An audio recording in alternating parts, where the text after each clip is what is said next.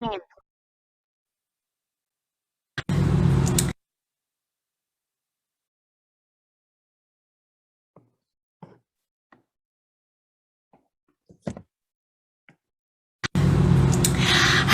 everyone, happy Pride month. So excited to be here and talking to you all today from Almx.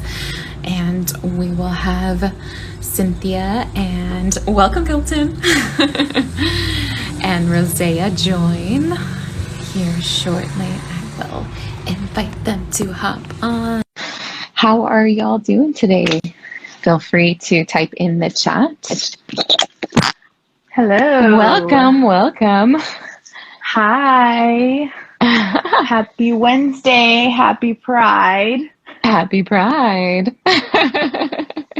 Woo. How are you doing? I am doing well. Just, trying to beat the heat. I know, it's so warm here. The heat over here, it's pretty warm. And it's like, summer. And so just going into that, like summer vibes is really cool. So I'm just like, yeah, that's awesome. Yeah. How are you doing? I'm doing fantastic. I was like, one last thing to complete my outfit. I was like, I'm gonna pull out my glasses. Exactly. Because it's totally so sunny it. here. Yes. And beautiful. And how is it where you all are at? Justice just joined us, and Ash. Welcome, Ash and Tara. Hello. If Tara's there with you. Happy Pride to y'all. Yeah. Happy Pride. Happy Pride. Yeah. Today we're going to be talking about our first experiences with Pride or with interactions within the community, and some memories, as well as what is Pride and some pronouns.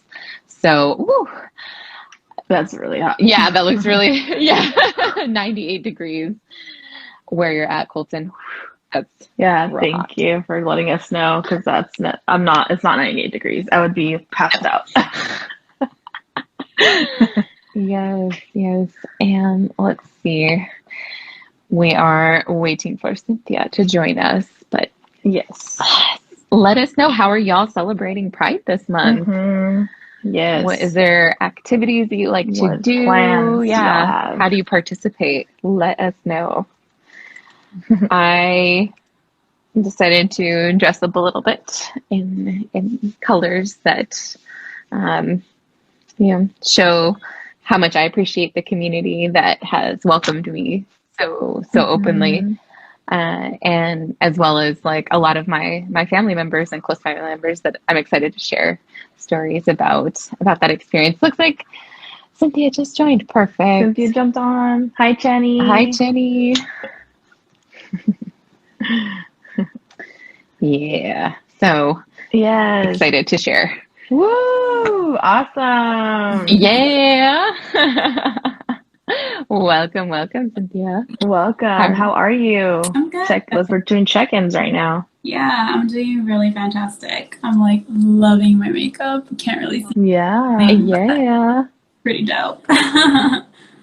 That's awesome. It's looking beautiful. Love the tie-dye. Oh my gosh, yes. Yeah. And your hair too, like the way that you did it. I love it. It's so cute. Yeah. I like put eyeshadow as a lip color. Can't really see though, but it's pretty cool. Ooh, there you go. I love it. We're all bringing up our own things. Yeah. So many ways to celebrate. Exactly. All right. Well, thank you all who have come on and joined us. Super appreciate it so far. And we were talking about Pride Month and what we're going to do today. But yeah, we're so excited to share time here and space with you all, from a loving place, right? And coming just from so much love, with just like what Pride, really actually, means, right? It's just love. Yeah, we're just, like Andrea mentioned earlier, we're going to jump into some history really quick and some other, tips on pronouns and what those are, so that we can kind of express some things. And then we're going to share some personal stories And Cynthia's gonna wrap it up for us. So you all know where we're at if you jump into any part of the video. But yeah, so is it okay with y'all that I start the history Absolutely. of Pride? All right, cool. 1 second. I don't know why. Okay, there we go. Cool. So Pride, right? What an amazing celebration of love and of folks. I found out a lot of information as I was kind of searching through and understanding a little bit more of the roots of Pride and the celebration.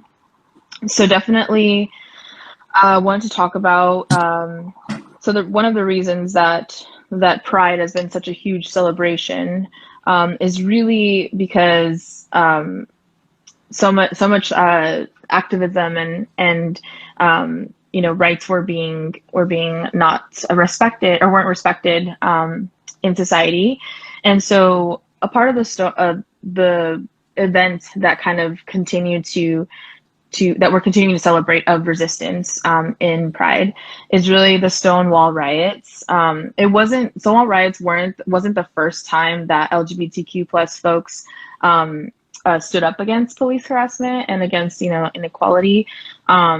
There was also a few other locations that I researched and were listed on here. So one of them was in LA, in Los Angeles. It's at a place called Cooper Donuts, and in San Francisco at Compton's Cafeteria. And so those are a few other ones. I'm sure there are more that I can dig and get more research on. But that's really what continued to, or what started that, the events that really shifted our history. And so for specifically the Stonewall riots, it's really more so of a police raid that happened into Stonewall Inn, which was located in New York in the Greenwich Village. And they were just arresting folks and kind of just, taking folks out of there.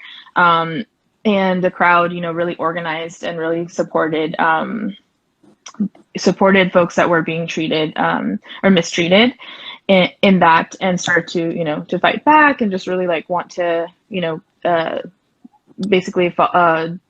basically fight for their rights and being able to just have fun and do what they were doing on a normal, probably weekend or normal, normal day.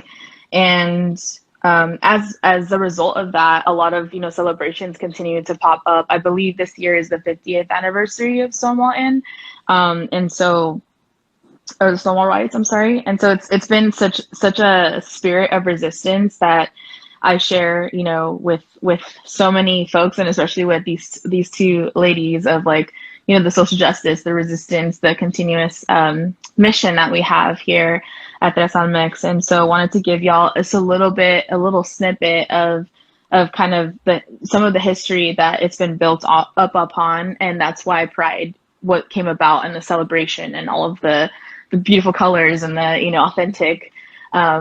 The authenticity that we see every year, and it's really to celebrate the resistance and continuing to just be authentic. So yeah, that's pretty much the history that I've gotten, and I know there's more. I know that there's so much more to that, but it's beautiful to be able to see this is what we're celebrating, and really look into more so of the history and the folks who really paved the way for us now, to really come out and show up as who we are. So I'm just really grateful for the celebration. And it's awesome to have experienced it. My first one, experienced it with both of you. So that was awesome. So grateful. Yeah. So grateful. Definitely. Thank you for the snapshot. Yeah. Of a part of the history of many different events around the US, but and then globally, and I'll share a story a little bit later about my global experience with Pride. Oh, cool. Yeah, Awesome. so I'm looking forward to that. Yes. Well, thank you for giving me the space, and I'll hand the mic off to you so you can talk about some other pronouns and other things that are important. Yeah. So we were thinking that it would be good to talk about pronouns because it is something that it is important to be able to help when we're talking to people to help identify how we should speak about them when we're talking about them. So when we're referring to them in third person, it's often implied that it's supposed to be based on your gender, that your pronouns are typically male or female. But over the last probably couple decades, pronouns have started to become a little bit more commonplace to state within a social group and saying, hey, this is how I identify and how I would like to be referred to as. And so feel free to like jump in on the chat, let us know what your pronouns are. We'd love to, have you ever thought about them? Like what's your interaction been with them? So definitely let us know what yours are. I am she, her, hers. What about you, Cynthia? What are you? I also identify with she, her, hers. Okay. And Rosella? And I also identify with she, her, hers. Awesome. Yeah, and Instagram, good comment, Jenny, adding your pronouns for your bios. Like, absolutely. It's super helpful. That way people know how to refer to you, how you want to identify. And then also that these pronouns aren't necessarily like I was talking about earlier, not based in gender of male and female, but also in people who don't identify with those genders. And so there are many different ways that we can refer to that they may want to be referred to when they're gender neutral in that sense. So you have like some people use they, then theirs. So that's when we're talking about somebody and we don't generally know what they are, it's helpful to refer to them using maybe their name or potentially using they, their, them. And you can always ask, if you're not sure and you want to make sure that you're respecting, the person that they are and how they want to be identified as. And so, just like have a conversation about it. It's something, it's really interesting. Like I've put it on my emails. As like my signature, often on my Zoom calls, oftentimes I'll put it on there, and it is a conversation starter. And so let us know if you've had conversations with people about, using pronouns and what your experience has been in the comments. Please let us know. And so for gender neutral, you also have Z, here, here's, and Z, theirs, and they, them, their. So you have a couple different, and we'll share some resources with y'all over this next month with pronouns and how, and feel free to go and Google like what are so many different pronouns are out there, and there'll probably be more growing. So it's just like continue to learn, and that's what we're here to do. So share with us too if you got any resources where we should go and learn more information, where we could go and learn more information. So yeah, awesome. Also, Chenny says that they, them is grammatically correct. Exactly. Yes. Exactly. Awesome. Cool. Yes. Thank you for covering that. Appreciate that. It's really nice to really get like more information, and it's such a growing experience. And I just wanted to like put it out there too of like, it's just it's important not for me who the person I'm referring to, but not for me, but for the person who I'm referring to, because it's like our name, right? We want to be called by our name. We don't want to be called by some random name or like things like that. It's very I appreciate the mindfulness and the intentionality around it, because it really brings that authenticity and more folks like this is who I am, and like they're sharing all of those aspects. So yeah, I'm grateful. Yeah, absolutely. Awesome. Well, as we said, continue to please share what your pronouns are so that we can make sure that we identify. speak to you, about you however you would like to be identified. And awesome. So we're going to move on to sharing some stories. And as we share, please feel free to share yours too. We'd love to hear what your maybe your first interaction was with Pride or with the community, and what you learned growing up, and or maybe you have a story you want to share.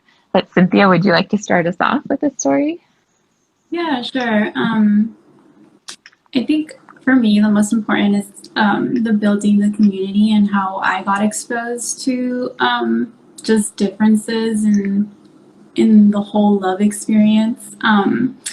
Growing up, my mom had a very close friend actually who was identified or who liked to identify as being gay, and I just loved his essence. I loved his like energy, and every time he would come over, like he would love to dance cumbia and would love to dance like merengue, and so my mom and him would always be dancing in the living room, and then that's how I kind of grew up, like dancing with my mom and dancing with her gay friend. And it was really interesting because one day, because we were so close, like he walked me to school or picked me up because my mom couldn't pick me up from school, and he actually kissed me on the cheek, and that's how we greeted each other. I mean, there was love there, and I didn't think anything of it. But my kindergarten teacher like told my mom like the following day, or I think she might have called home or something, like, oh, like I don't think it's appropriate that your daughter is being kissed by this chaperone or whatnot, because she hadn't seen him in the past. And my teacher was pretty close with my mom because she was a single parent, so every time during conference she would know like family, household, mom, grandma, sister, and me. So I thought that was really interesting. I mean, until this day, I'm like, I was 5 years old, and just for someone to kiss you on the cheek, I mean, that could have been an uncle, that could have been, a cousin, someone that was close to me, but for some reason she just found that to be a little bit uncomfortable. But that was just surprising. And that was that. She didn't treat me any different or anything. I guess it was just kind of like, at that point, shocking for our community and like a Latin community. Sometimes that's a very huge stigma, and so I think that's where it might have come from. But nonetheless, just continuing my journey into adulthood, kind of like having friends who identified as being lesbian or gay, and just like thinking, hey, I'm having fun, and like I don't think anything less of you. And then my sister too, she's actually a lesbian and identifies as a lesbian. And so her coming out story was very surprising to our family, although we could kind of tell because she was very tomboyish, like she just loved to keep to herself. But for her to speak it out and say it was such a huge thing. And maybe later on we can have her on the podcast, but it took her up until her high school year to disclose with me and my mom, whom we are really, really close. And so that was a huge learning experience, but nonetheless, like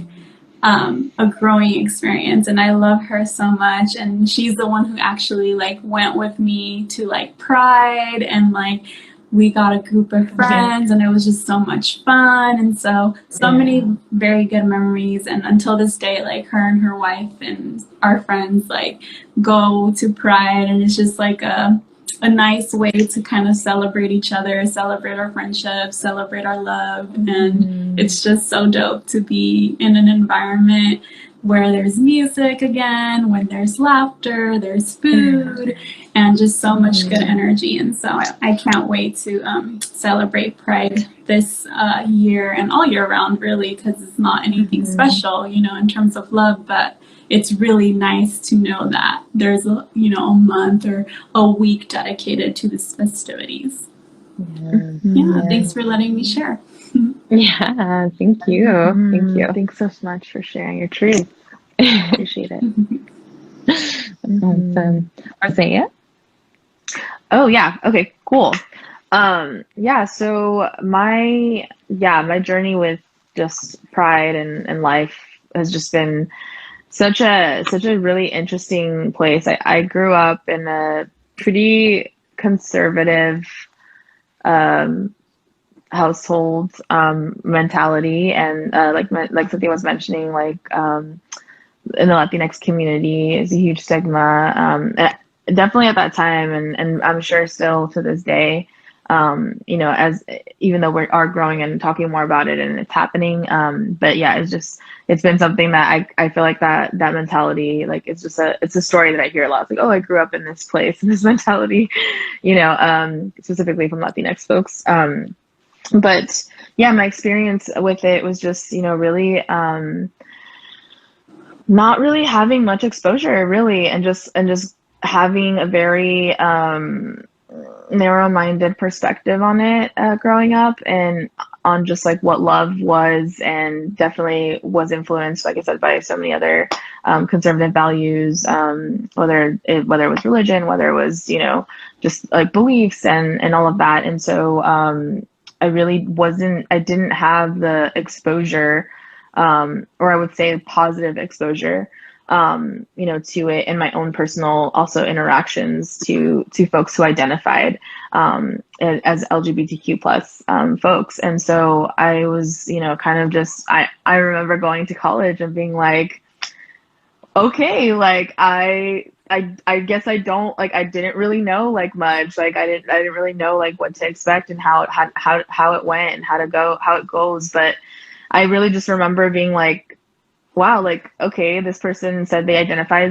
as this, and then I would think to myself and be like, okay, like, where's all that, stuff that I was waiting and anticipating for, things like that stereotypically folks, or like my influence stereotypically was. And so I was like, they're not happening, like they're not coming, like those stereotypical things, And I was just like, okay, like it's totally, it doesn't have to do anything with the person, like in the sense that like of who they are and how they show up, it's who they are, And so I was just grateful to have that shift and have so much exposure, and to be able to speak freely about my experience too, about like, well, I didn't have any exposure to anyone who chose to identify as LGBTQ plus. So I was definitely coming from this place of like kind of a more so negative connotation, and then going into a place where it's so diverse, San Francisco, like it's like, okay, like I'm a minority here, at the time with that. So it just was a great story, a great experience at that point. And eventually, as I continued to explore that and like to think about, where those and here, not really think about, but just really reflect with folks and really just hear their experiences and their own, like, there's a variety. There's folks that like, were really accepted by their families, and there was folks that just really didn't have that experience. And so it was just a very, very fluid process for me to continue to explore for myself, and eventually got to the point where I'm like realizing more about my authentic self and where I stand. And so my journey of really,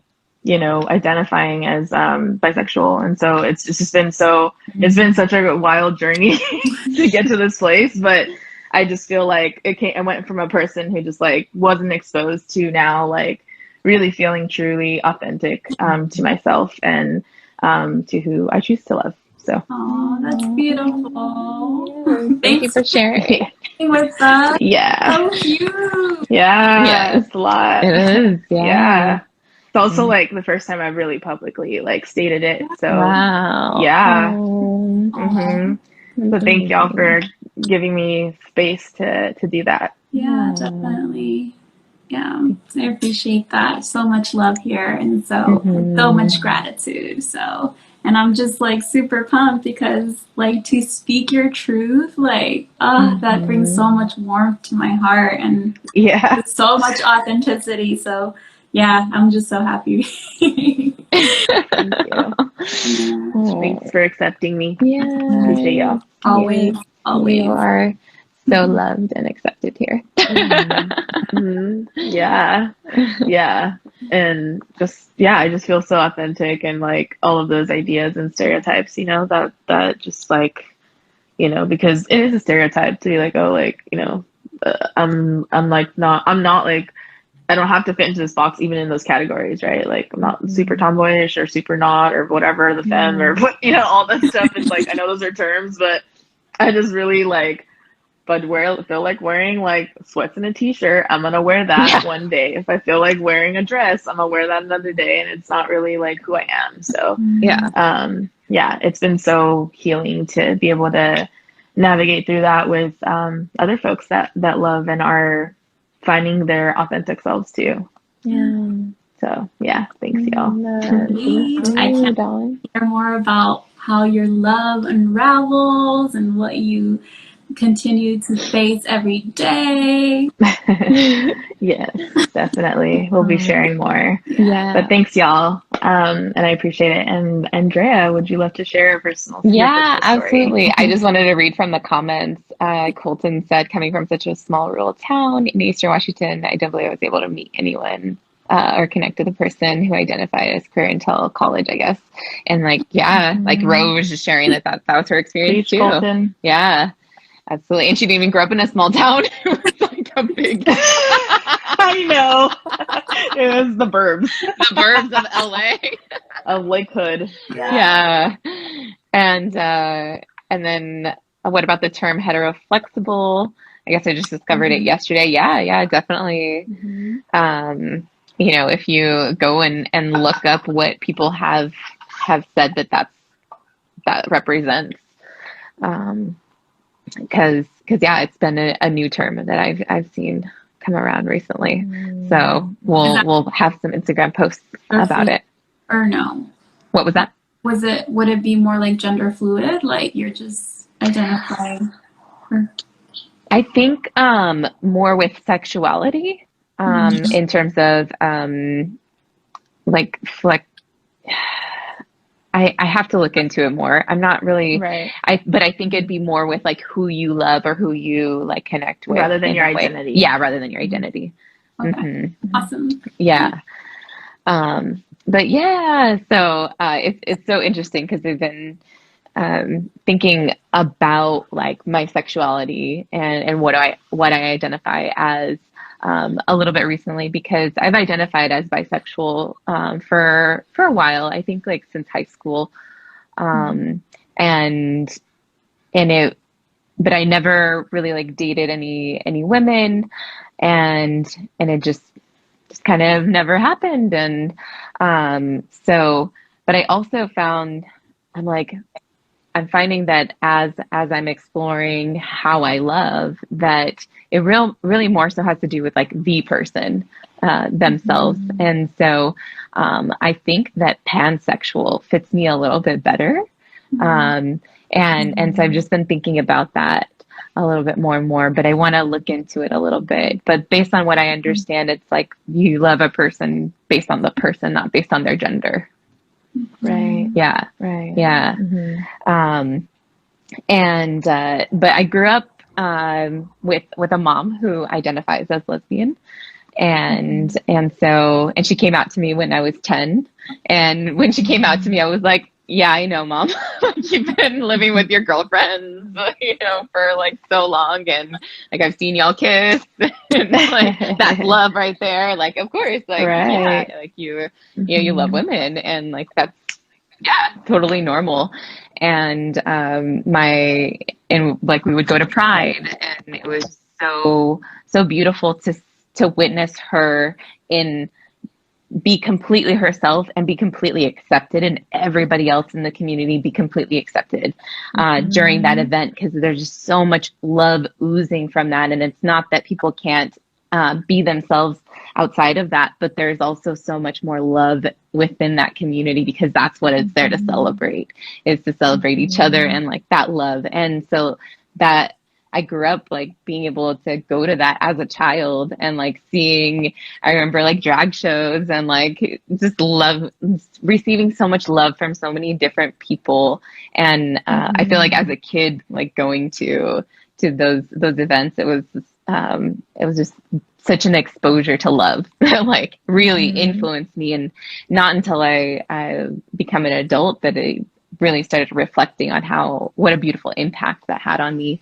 And my mom just like, that's what she did. You know, she didn't really like think about it very much. And my mom's not like big on like, oh yeah, you know, like I'm going to put up the flag and stuff like that. She's pretty low key and like laid back person. And so like the only time that I saw like that love expression within a community was outside of like the home and seeing her with her girlfriends, was within Pride. And so it was so different. And so I feel like my relationship with Pride now is much different than my mom. I think I bring it into like my daily life or a little bit more. So, but I also live in a time where it's a little bit more acceptable to do that too.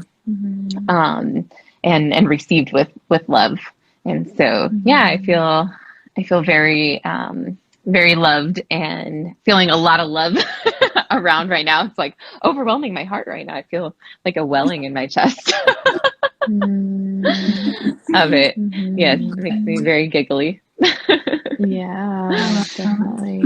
Yeah. And then even with my father, like my dad's from Mexico and from Jalisco, and he, one of his best friends that we would always hang out with, he was gay. He identified as gay, and we'd go and just like have pool parties at his place and listen to Cher and dance around, and it was just so much fun. And I was just, like, my dad was very accepting of like whatever people identified as too, which was a great exposure. Not that he didn't like say like different stereotypical things about them. He totally did. I still heard all of that from him, but he was very accepting of the people that he did have in his life. And so there is, you know, a little bit of a different balance there, but still a lot of love within that. Yeah. Well, thank you for sharing. Yes, thank you so much. And I know we're probably going to have these conversations. It always feels like, oh, there's so much more to unpack. Oh, yeah. You know, so totally.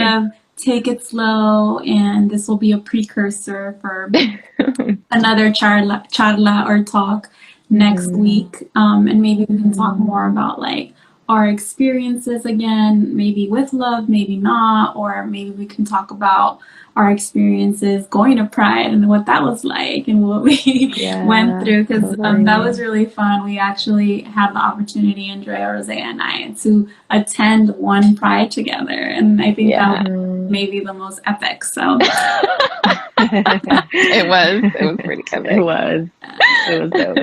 Yeah, we can definitely bring like pictures up and stuff and throwbacks, so y'all can see us with. We're all like have short hair now, and we had like super long hair then.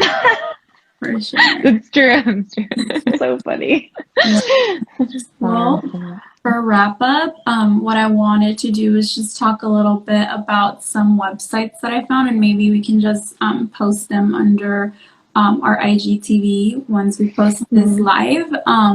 So pretty much in terms of like supporting, I know that many communities are very different. There's an organization called pridefoundation.org.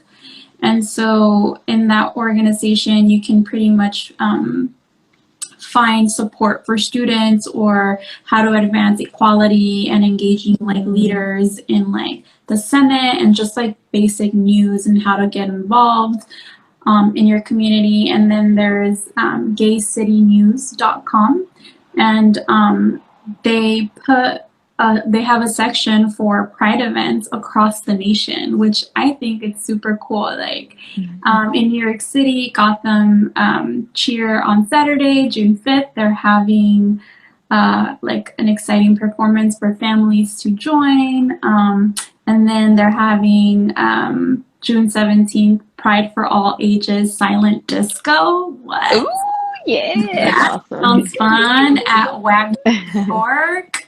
So with queer DJs, like many queer DJs, so that's pretty cool. And then they have like virtual family movie nights and just really fun things all across the nation. So we'll definitely put that for you to check out. And then lastly, GLAD, AAD.org. Just has LGBTQ resources like for political, like Equality Federation and just human rights campaign if you want to learn more about like the politics. They have a section for bisexual, for youth, even for military, which I think is super awesome. Transgender, even for aging, and just general that talks about like anti-violence and all that. So all of ways you can start looking into possibly, gaining information and seeing what you can do to support. I think the smallest ways to think about how to support is like maybe looking up a business that is gay owned or LGBTQ owned and actually go check it out and post about it. And I think that's the smallest way that makes the huge difference, right? Or just even be there for a friend and like reach out and check up on them, especially during this time, because how Rose said, there's some friends of ours or family that don't have that support. And when you can be there to support and just hear or listen, ask how their day is going, I think those are like the most impactful compared to just going onto an org and seeing how you can celebrate Pride. So it's just the smallest impact that you can do is what I will leave you with. Just put a smile on someone's face.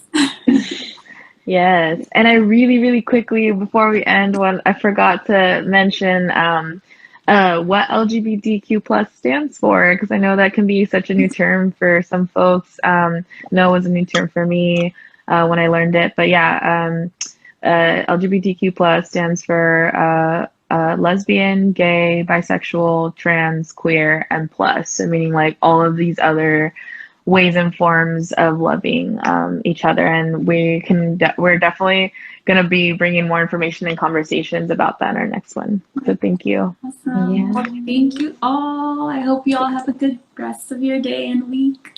Yes, thank you. May be filled with light and love. Yes, and if you enjoyed this, please share it. Please comment. Please, DM us. Let us know if you want to join and share your story. Do you have a fun Pride story that you would like to share that we can then post on our repost for you? We'd love to just hear where you're at, where your experiences has been, and how you want to share it. Yeah. Thank you for being a part of this community with us. We appreciate you. Peace and love, y'all. Bye.